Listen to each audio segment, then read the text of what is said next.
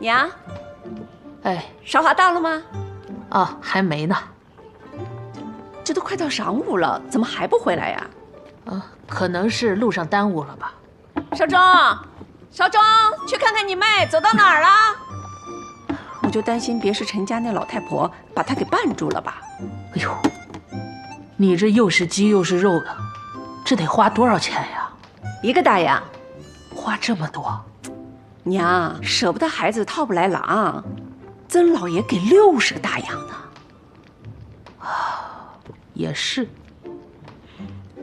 哎，我记得咱们家没有什么余钱了，你哪儿来的这1个大洋啊？我管冯大姐借的，回头还她不就完了吗？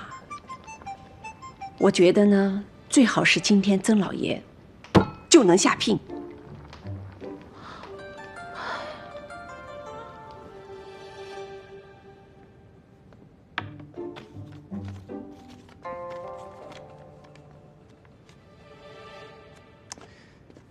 我说你至于吗？啊？什么至于吗？我还不是给你妹妹面子呀。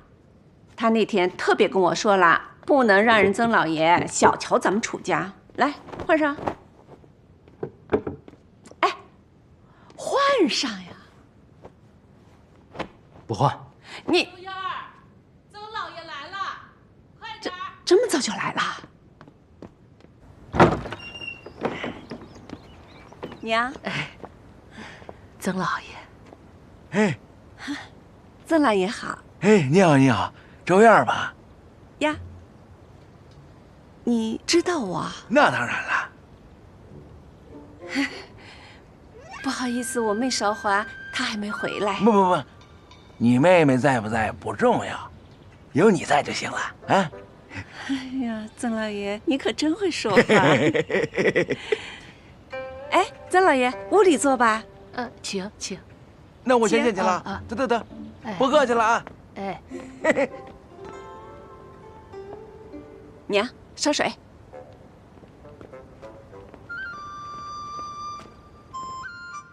曾老爷，我家妹妹提到您真是赞不绝口，对这门亲事呢也是特别的满意。曾老爷，您满意吗？我当然满意呀。哎呦，您满意就好，真是太好了。你妹妹说的时候，我还怀疑呢。今天这一看，果然旺夫已死啊！曾老爷，您可真会说话。哎，要不今儿咱们就把日子给定了？这么快？好事嘛，那当然是越快越好啦。你比我还急。你不急呀？人生的3大喜事儿，洞房花烛夜。怎么着？你都想到洞房花烛夜了？曾老爷，你可真有意思。不洞房花烛夜，怎么生儿子呢？对，生俩儿子。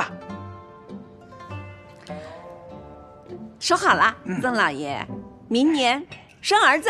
明年？就这身材？等不到明年。你干什么？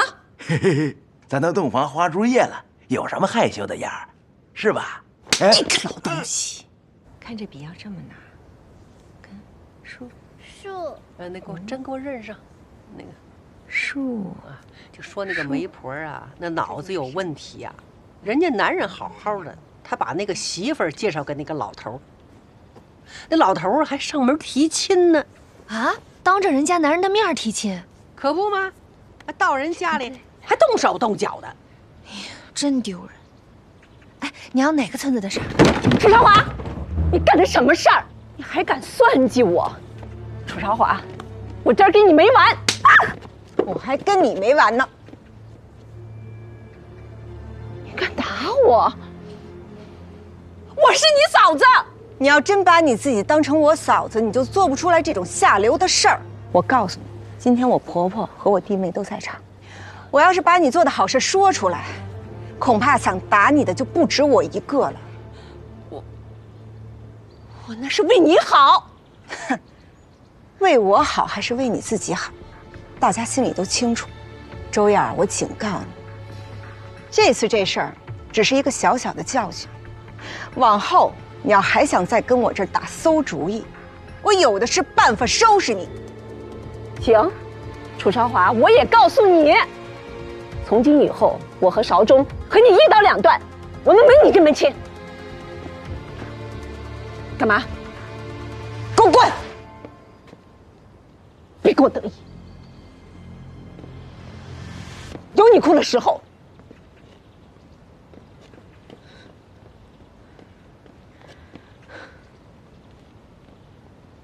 嫂子，你干嘛打他呀？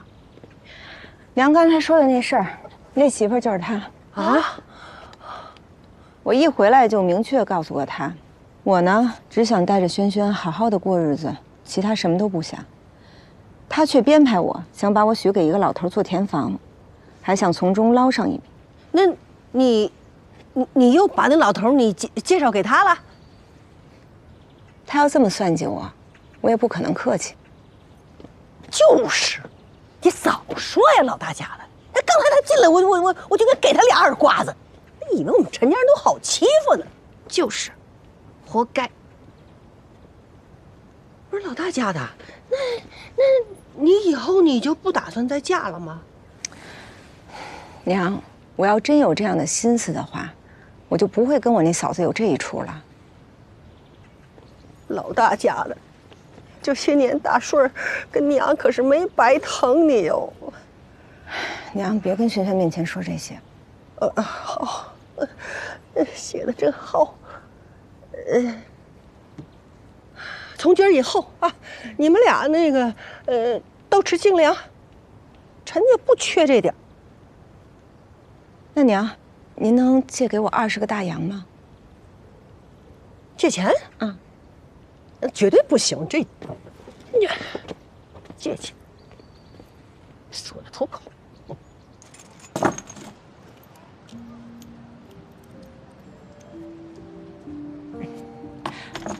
这些多少？死当还是活当啊？死当多少钱？活当多少？死当25大洋，活当15大洋。这些首饰。置办的时候至少得100大洋呢。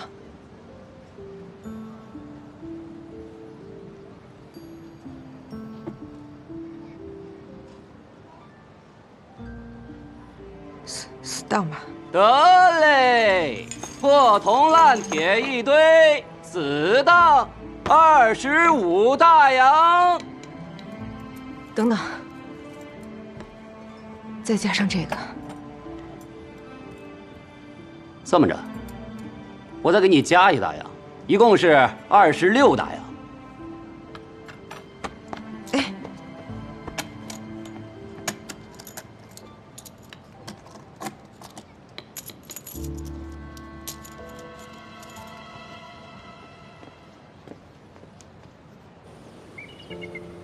那大叔，您这一季大概能收多少子碗啊？1000多斤吧。全部给我吧，我按历史最高价3角5一斤跟您结算，怎么样？当真？当然，我们可以立约为证，而且我现在就可以付您1成的定金。等齐州要事结束那一天，我将付起所有的尾款。好，太好了！但是啊，我可有条件的。第一，就您这些资碗，不能再给其他人了。第二，您给先交货。第三，咱们之间所有的约定，必须严格保密，不能告诉任何人。没问题。用还没有交货的生药抵押，我们从来没有做过这样的生意。所谓抵押，不过是以物质钱。虽说生药抵押没有先例，但我手上这批子碗，的的确确是值350大洋的。并不违背以物质钱的根本。但是紫碗的价格有高有低啊。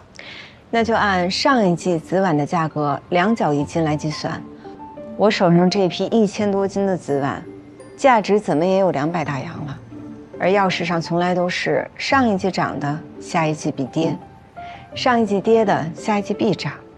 所以你们银号并无风险。我最多只能给你150大洋。也行。各位大哥，我这手上是1成的定金，一共是150个大洋。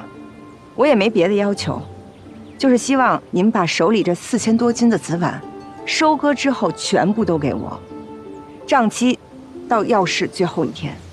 我以这4000多斤紫碗做抵押。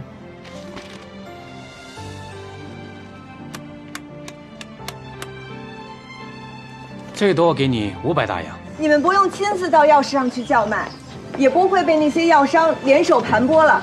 这个好，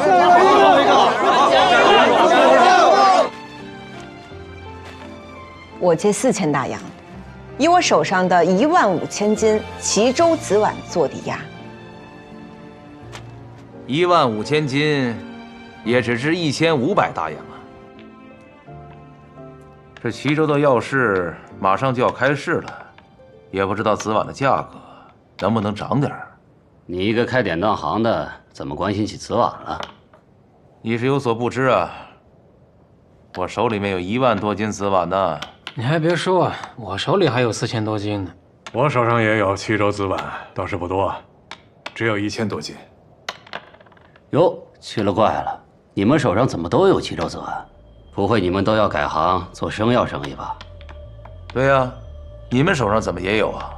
我的齐州紫碗是陈家村的陈大少奶奶来抵押的。哎，我的钱也是放给她的，也是以齐州紫碗做的抵押。不会你的生意也是跟他做的吧？坏了，正是他。那有问题啊！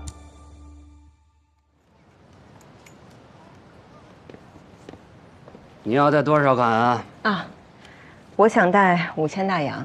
这么大笔款，必须有同等价值的抵押，我们才敢放款。我这手上呢，有4万多斤的齐州紫碗，至少价值8000大洋。只要齐州药市一开市，我就可以全部兑现。想让我放款给你，绝不可能。陈家大少奶奶，你可真是打了一手好牌啊！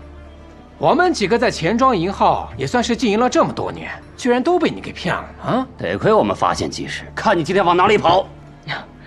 几位掌柜，这是发生什么事儿了，让你们如此惊慌啊？你用35大洋骗了我150大洋，现在竟然还想从大发银号骗5000大洋走！赵掌柜，您这个骗子，我有点不服。请问，我跟您签约的时候哪一句不实啊？可是，哎，你拿着我们的钱打着滚的抵押来抵押去，你胆子可真大呀！我虽然胆大，但是做的并未出格。你们这几家，谁家定规了，我不能这样抵押。哎，你们看看啊，嘴还这么硬，哎，就是。你们的本金，我都用在了该用之处，而抵押给你们的紫碗呢，现在都长势喜人，眼看丰收在即了，你们的本金和利银，也都可以圆满收回。哎，你们应该感到高兴吧？可你这么做，知不知道这风险有多大？当然知道。如果今年齐州紫碗的价格跌破2角，那我就颗粒无收，你们也只能收回本金。但是如果跌破了1角8，那我们大家都有亏损。哎呦，姑奶奶，这钱我不放了，你退给我吧。哎，我的钱你也退给我。听这话意思是要违约啊？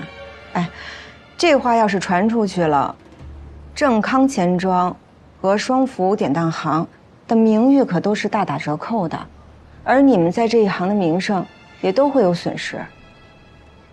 老孙老钱，稍安勿躁啊！不要冲动啊！哎，顾不了那么多了。你是区区几百大洋，我可是上千的。我的也是啊。不过话说回来，你们贷给我的款子，我已经全都给药农了。我现在身上可是一文都不剩了。你，我知道你在怕什么，您不是就怕今年齐州紫菀的价格跌破2角吗？但我有办法，不仅让今年的价格不跌，我还甚至能让今年的价格远超历史最高价。有什么办法？其实去年紫菀的价格大跌呢，那都是因为药商们联手压价所致。那我们今年可以以其人之道还治其人之身呀，把价格抬上去。这怎么抬呀？那就需要李掌柜帮忙了。我？只要您能把5000大洋贷给我，让我把这一季的紫菀都收完了，那今年齐州紫菀的价格就是我说了算。贷给他，老李。不是，你们刚才还在这……哎，老李，你必须得贷给他，要不然我们大家都完了。 5000大洋呢？不是还有4万斤的齐州紫菀吗？那万一卖不出去呢？卖不上价呢？哎呀，老李，只要你进来，那一切就都不是问题了啊！这样吧，李掌柜，如果您肯贷给我，让我把这一季的紫菀都收完，那你们的利银，我可以再上付1成。老李，如果你现银不够，我可以拆借给你啊。老李，去年你求我办事儿，我可都答应了。今天是你还情的时候。不是，老李，别犹豫了，这买卖准赚，可以进。那5000也太多了，4000够吧？足够。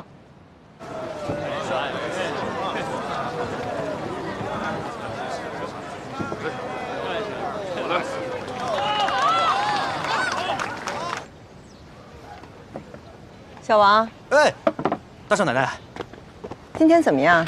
哎，我跟您说啊，今天来了好几波客人，价格给的都挺高的，最高开到4角1斤。但我按照您的吩咐，把他们都打发了。好。大少奶奶，我想问问，您到底多少价格才肯卖啊？哎，大少奶奶，有客人。谁是主事儿的？是你，易掌柜，好久不见。是啊，好久不见，长出息了。我说怎么着，这个齐州城的这个紫菀看不见呢，原来都在你这儿啊！哎，请坐。是啊，一共10多万斤吧。哎呀，你自个儿收这么多，卖得出去吗？这不您都上门来了。我上门来了，我是听说你这儿好多货卖不出去，乡里乡亲的，我是过来帮你个忙。这个价钱呢，就按去年的价钱，2角1斤，全给我啊。紫菀今日的最新价是4角1斤，而且还买不到。这种谣言你都信呐？我跟你说呀，今年的紫菀品相不好，价钱比去年还低呢。小王，把那个给我。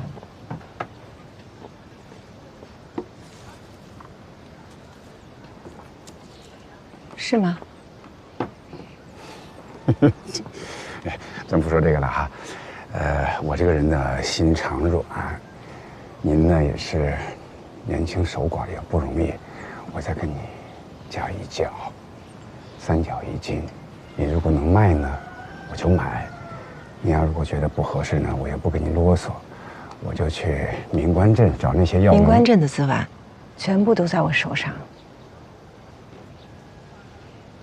那就郑章镇，郑章镇的也都在我手上。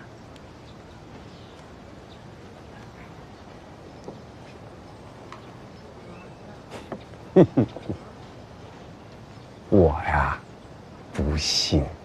那要不要我把跟那些当地药农签的契约给您看一下？嗨，不用，这个契约就是摁个手印的事情，这个事情我信你。你真不错，您厉害。谢谢易掌柜夸奖。那这样吧，我再给你加1角，4角，那可比去年翻了1倍了。不好意思，易掌柜，今年的紫菀我不卖。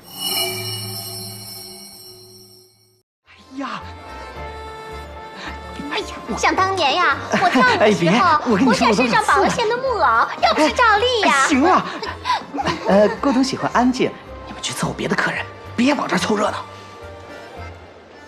热闹，我想在郭董眼里，今天的百乐门一定非常的冷清，没有了赵丽在舞池里面满场飞，就好像这酒里少了酒精似的，跟喝白水一样无味。行了，别傻站着了。你不要推我，你再推我也要问的。金兆丽为什么要请长假？赵丽请假了吗？我怎么觉得她无处不在啊？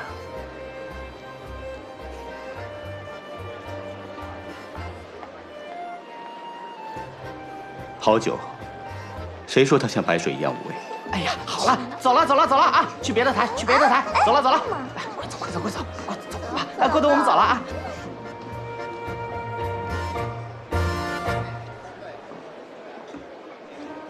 无论他们在哪儿，尽赵丽的勇气。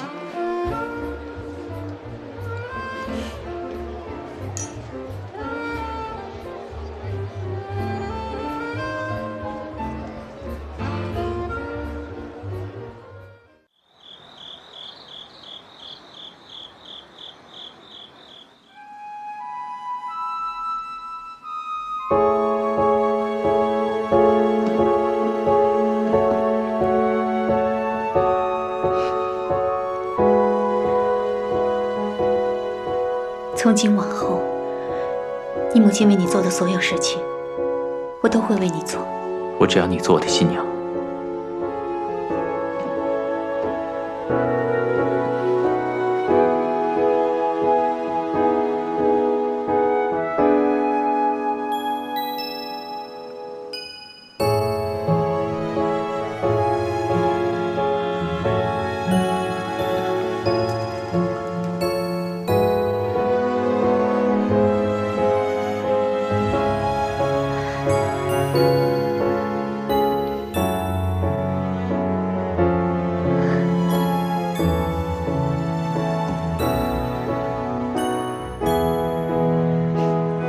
我想妈妈一定会很高兴。我把她的嫁妆当做结婚戒指，亲自为你戴上。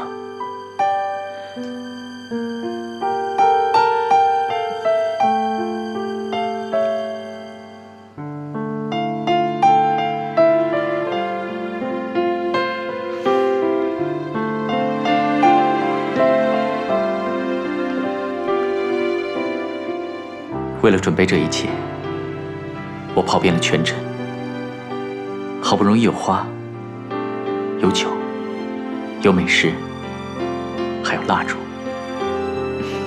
勉强像个婚礼了。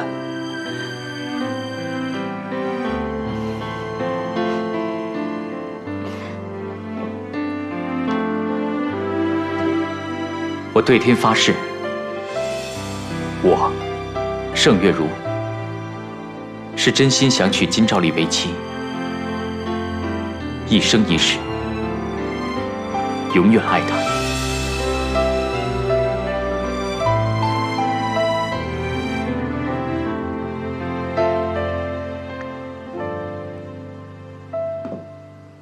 我可以亲吻我的新娘了吗？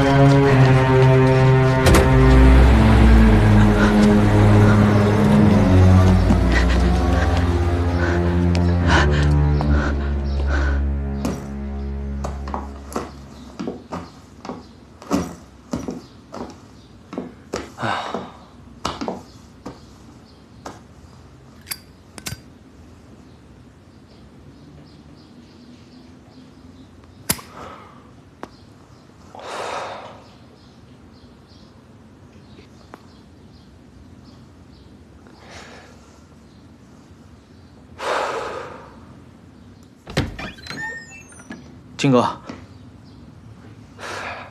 照我说的把房子清干净了没有？啊，反正是空房子了，有什么好清理的？一走了之了。那天我急忙送那个女孩子回去，你眼睛瞎了，没看见满地酒瓶啊？哎呀，我都看见那个女孩了。金哥，庞爷派人送我们去车站，我们该走了。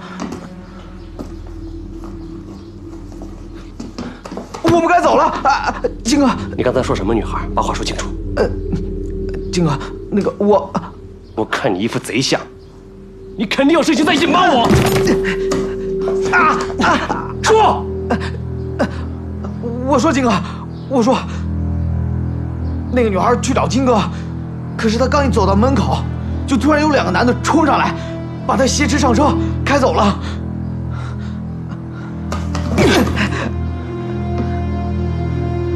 真是跛着手下抓错了人。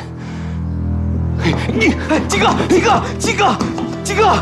你听我说，那些走狗一定是想抓谷小姐，他们抓错了正好，这样谷小姐就安全了。你怎么能这么说？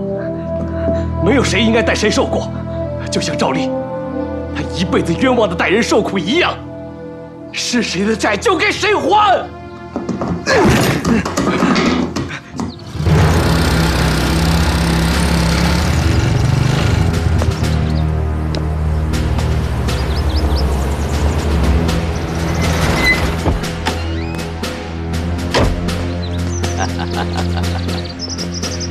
别怪我只会使这招，是你过不了美人关的弱点，被我抓得死死的。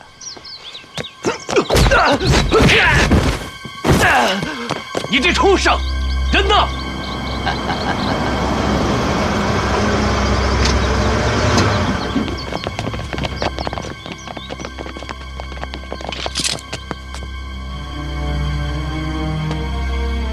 我手下抓错人了，不是那个会跳舞的女孩。当我看你这么快就赶过来要人，我就知道我抓对人了。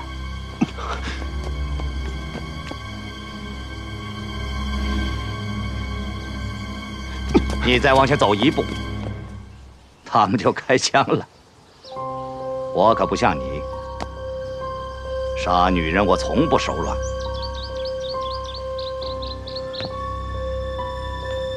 你要的是我，放他走，我任你处置。我要是想要你的命，上次我就不会放过你。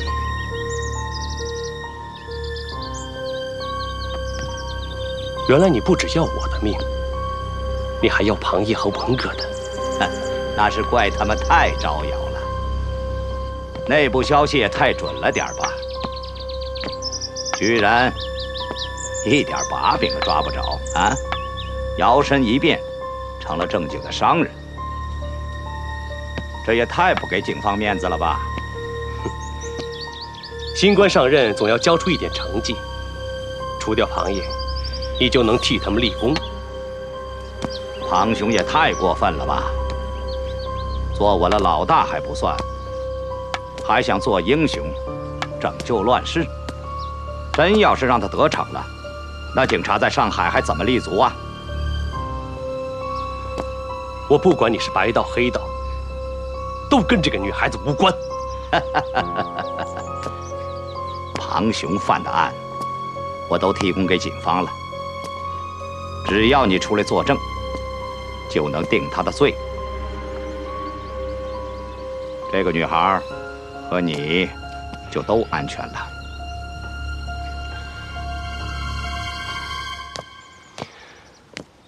我是人，不是畜生。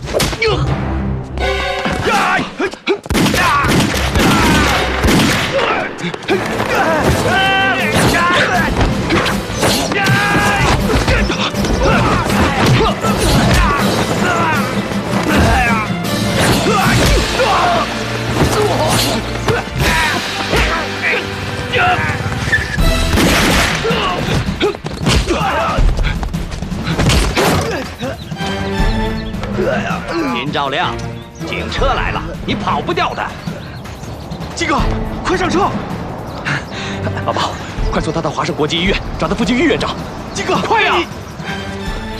快！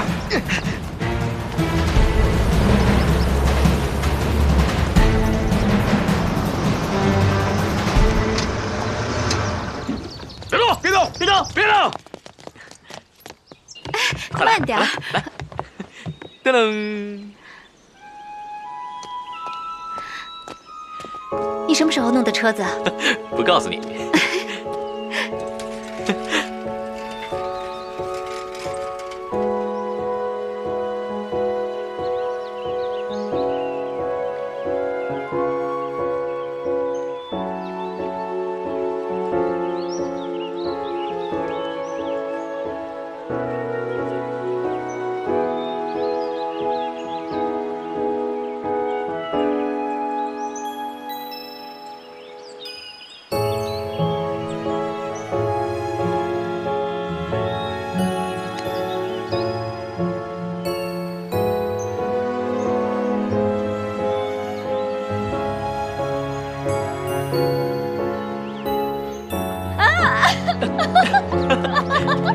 回来！让你欺负我！来呀！你给我过来！不要！你过不过来？别跑！过来啊！哎！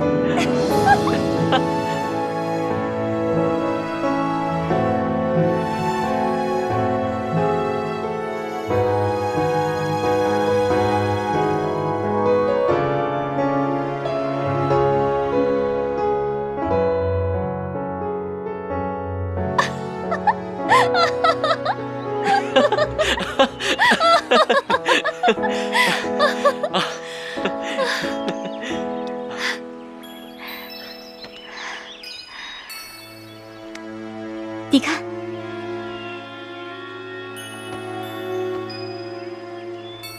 来，戴上。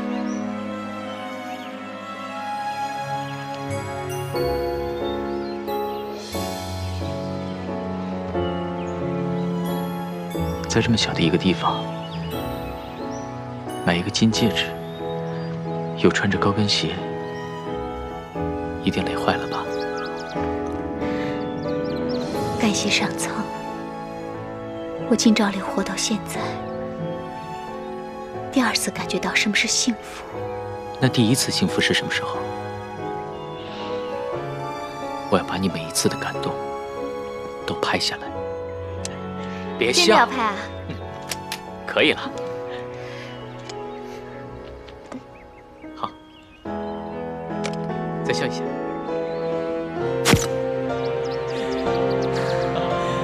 来，再拍一张。就保持这样，就保持这样，来。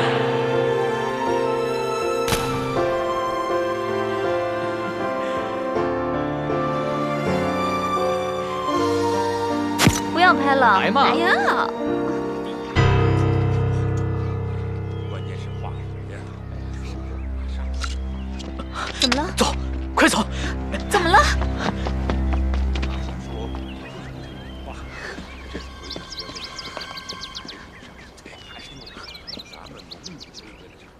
是吧？行了，咱回去歇着吧啊，下次再来啊。你别瞎担心了，只是2个当地人而已，不是你爹派来的。别怕，你别怕，你看你都在发抖。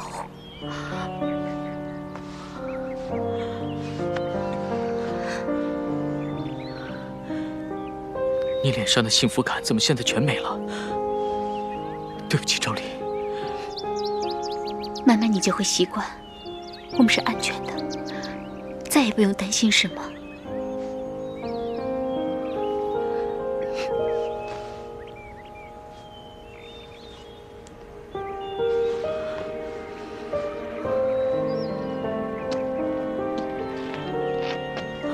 真是的，这样美好的一天，全被我搞砸了。傻瓜，才1天而已嘛，咱们还要在一起待一辈子呢。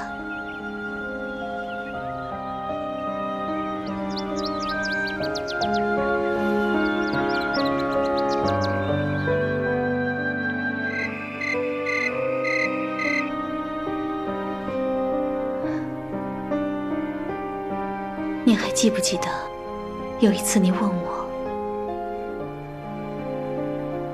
这一辈子，让我感觉到最幸福的是什么时候？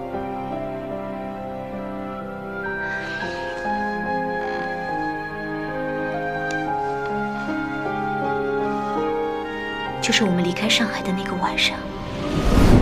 你是我第一个女人，我早就准备。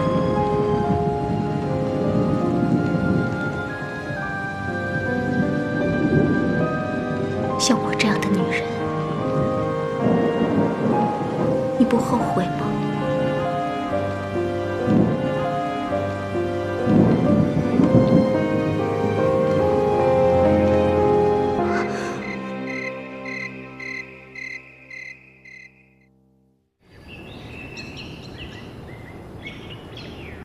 太太，菜凉了，我帮你热一下吧。不用。如果老爷不回来，我就这样继续等下去。老爷连今天银行的董事会都没开，他从来没有这样过。老爷他不会有事。老爷要是有事，我的罪孽就会更深。走开！我呀，亲自查过了，被你放走的那畜生啊，不在北平。你说，那贱人把我们那个没良心的不孝子藏在什么地方？你说呀！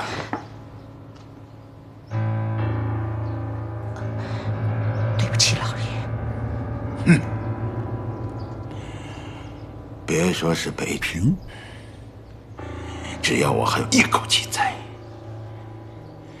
就让那贱人只能一辈子没有尊严的活在老鼠洞里。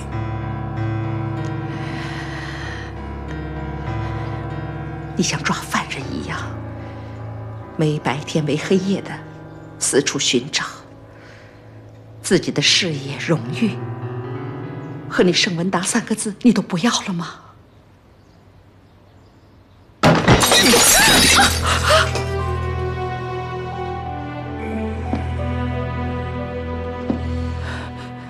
你放走那畜生的时候，你有没有问问你良心？你知我的事业，我的荣誉在什么地方？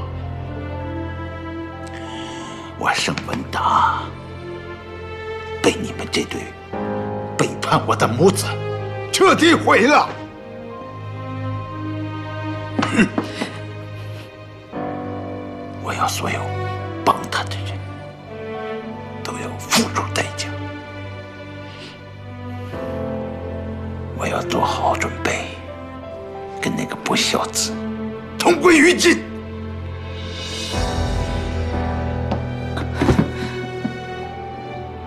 我愿意死在你面前，让我这条命来抵儿子的罪。只要你能放他一条生路。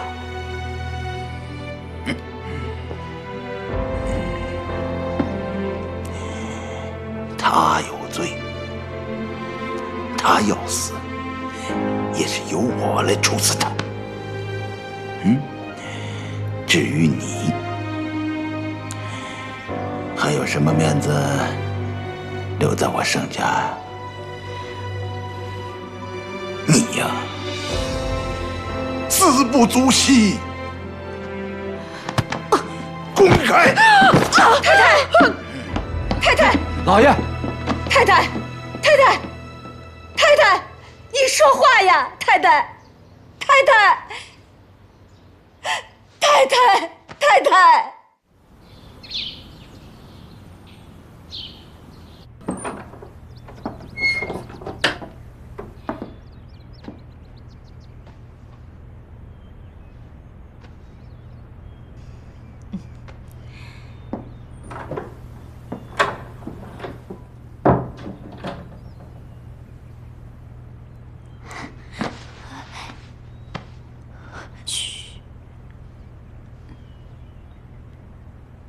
很担心你，你怎么醒了不告诉他们呀？我怕他们知道了更担心，所以你就在这装睡啊？其实我真的什么都不知道，突然就睡着了，一觉醒来，已经在爸爸的医院里。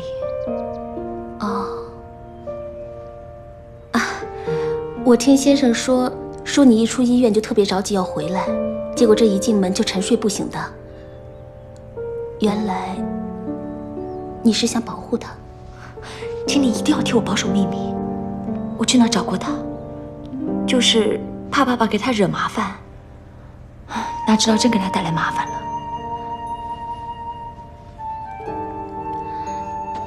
其实我觉得你没必要再去找他了。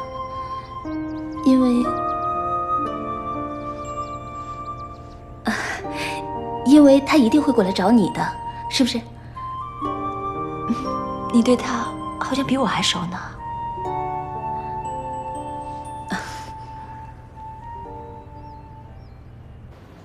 这个阿静啊，她什么活都不想着做，那一到小姐的房间里啊，就去很长的时间。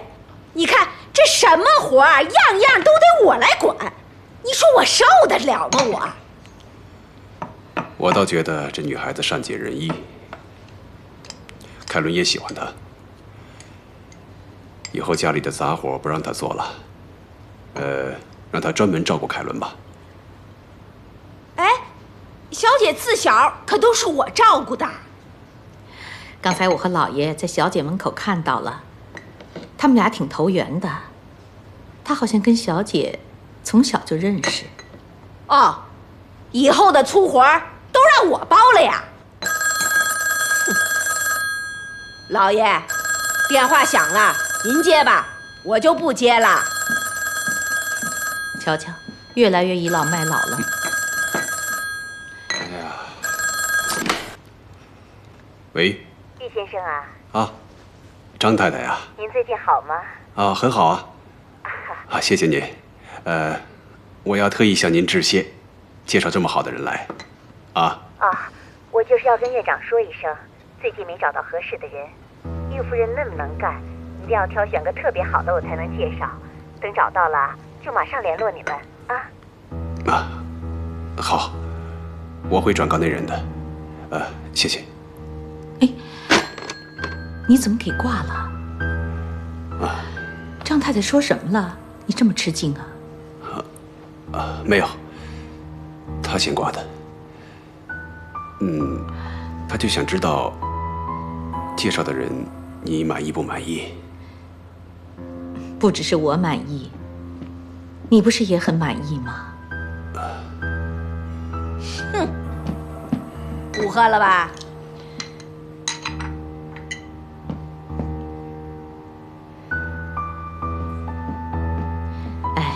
自从阿静来了以后，女儿有什么心事，也不跟我说了。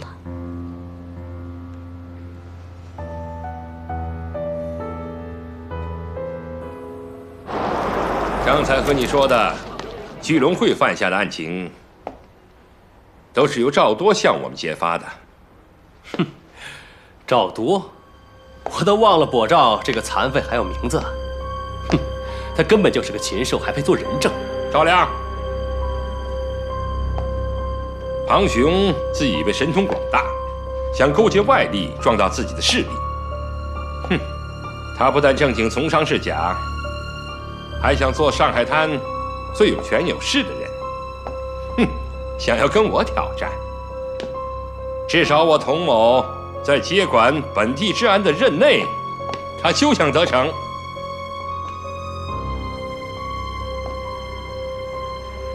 赵多现在已经转为重要证人身份，在法庭上可以酌情获得减刑。你也一样，只要你能直接指证庞雄以前犯下的贩毒案和几条重大的命案，我就……童局长肯定认为这些案件都跟我有关联吗？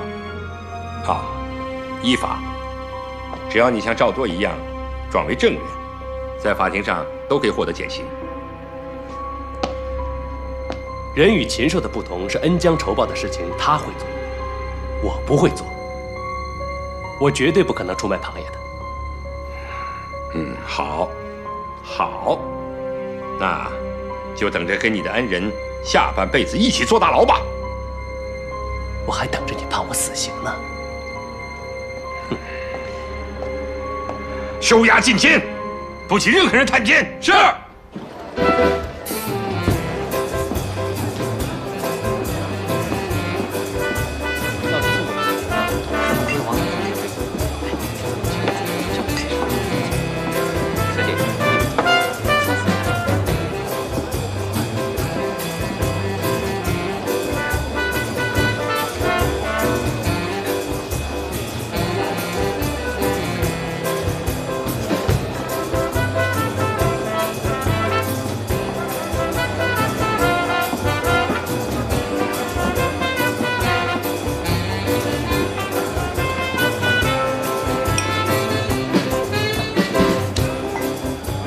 喜亏这猪脑子越吃越笨，居然想趁虚而入，抢占郭董面前的座位。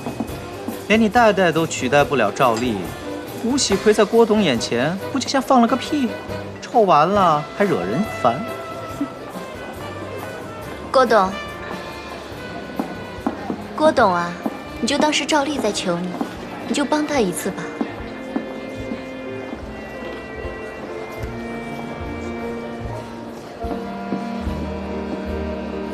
这里说话不方便，怕有人偷听。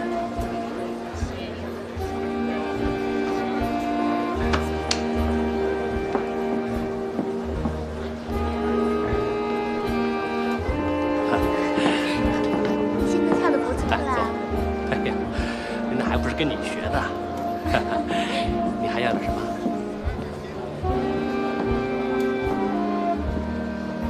你让我帮谁？金兆亮，他出什么事了？他被关起来了，巨龙会的死对头要他咬出庞雄的所有罪状，不然就让他顶罪。这辈子，他都别想出大牢了。他绝对不会出卖自己人，你放心，我会想办法。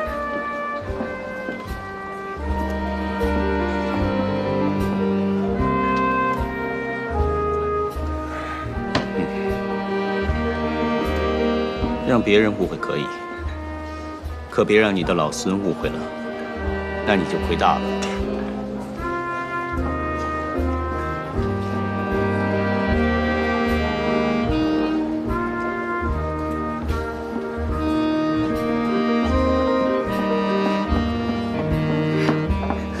来啊，老孙，来呀！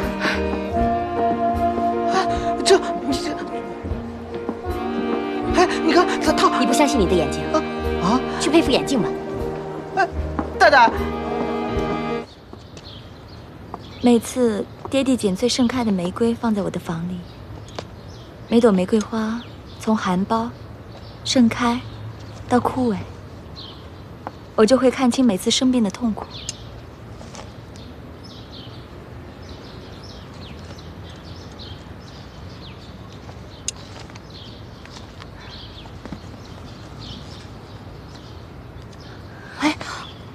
慢点，来，要不你还是先回房间休息吧啊！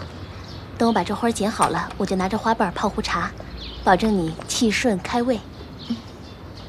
阿静的确很会泡茶呀，我这医生还没他懂得多呢。好，等妈咪回来，我们一起喝玫瑰花香的下午茶。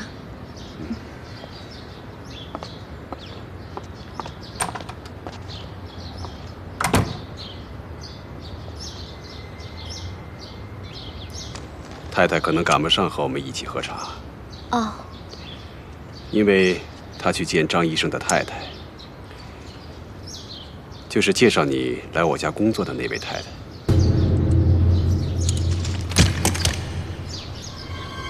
你有话要对我说吗？在张太太否认你介绍来我家之前，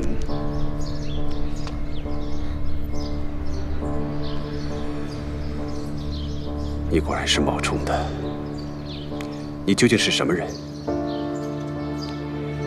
你谎称是张太太介绍到我们家的目的是什么？先生，我真的不是有意说谎的。我实在是走投无路了。我一直很想在这一带有钱的人家找一份工作做帮佣的。刚好那天老姨妈从外面回来，她就误认为我是张医师太太介绍过来的。就这样进了我们家？就这么单纯吗？对。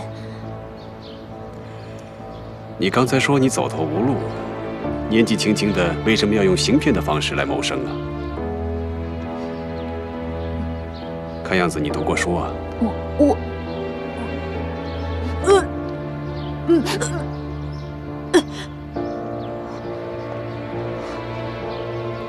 你怀孕了？对，我丈夫被人逼债，出了意外死了。我怕债主过来找我。 所以我就隐瞒自己的身份，我想找个安全的地方。我也是为了赚点钱，给自己和孩子留一条活路。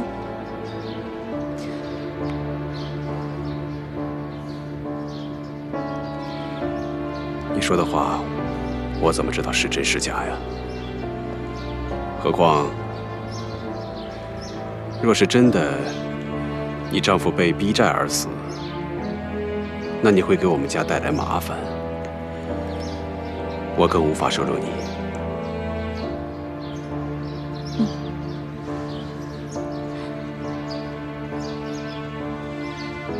谢谢先生，在知道真相后没有当众揭穿我。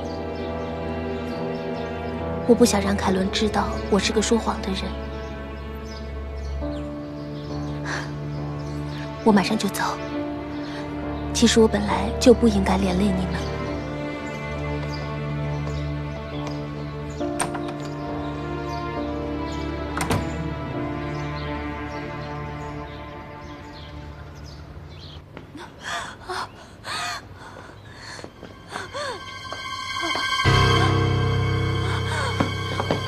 小姐，小姐，哎呀，先生，快起来，老姨妈！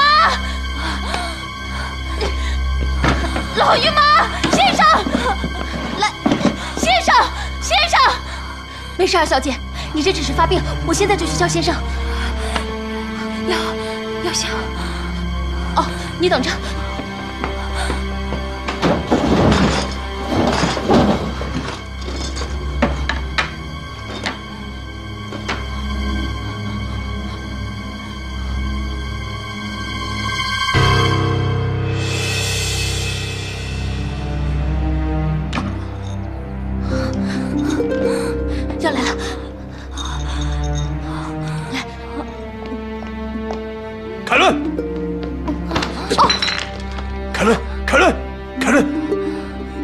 给他吃什么了？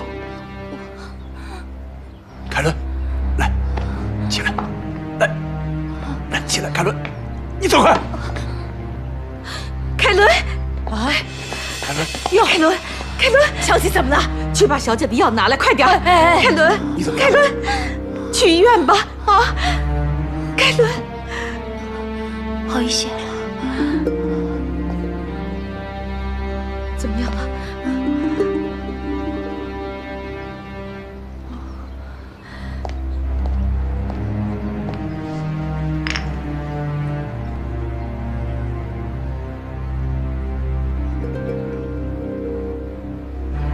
太太，药来了。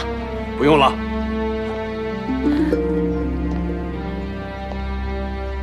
他已经吃过了。你给他吃的？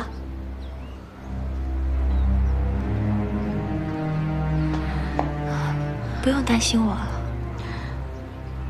林主任说，这种药只是暂时舒缓你的疼痛，还是要去医院的，这样我们好放心。走吧。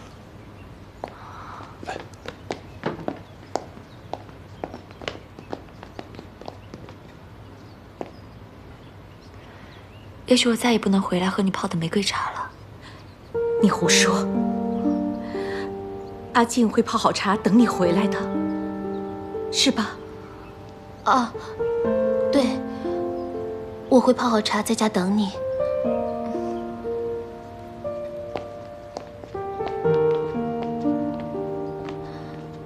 我绝不能生下像他这样的孩子。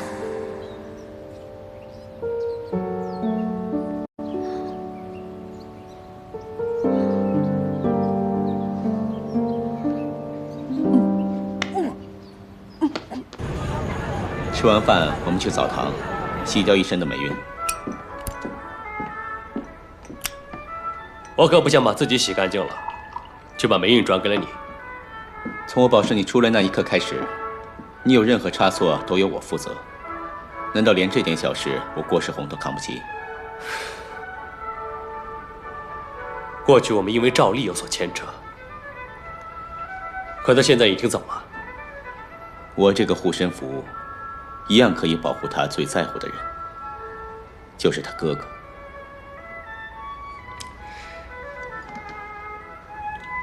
敬你。也敬赵丽和那个幸运的小伙子。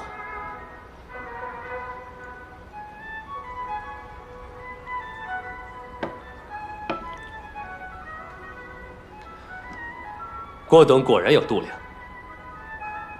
怪不得赵丽第一次要跟那小子离开的时候，听说你受了伤，他毅然决定放弃私奔，留下来照顾你。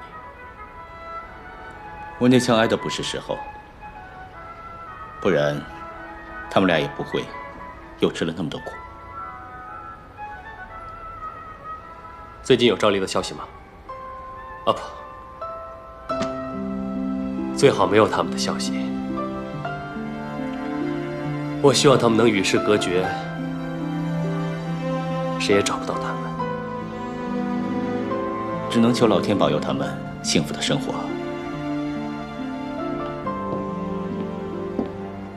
董事长，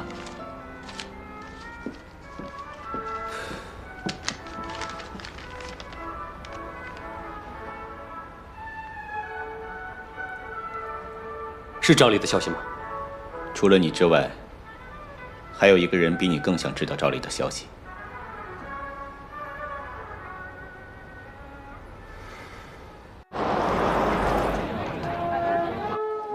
来，走开。一边请。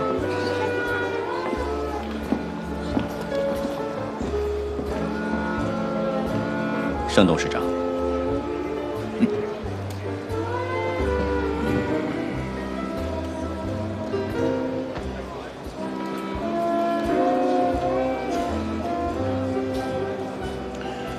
你这女人被个毛头小子给抢走，你该比我更难看。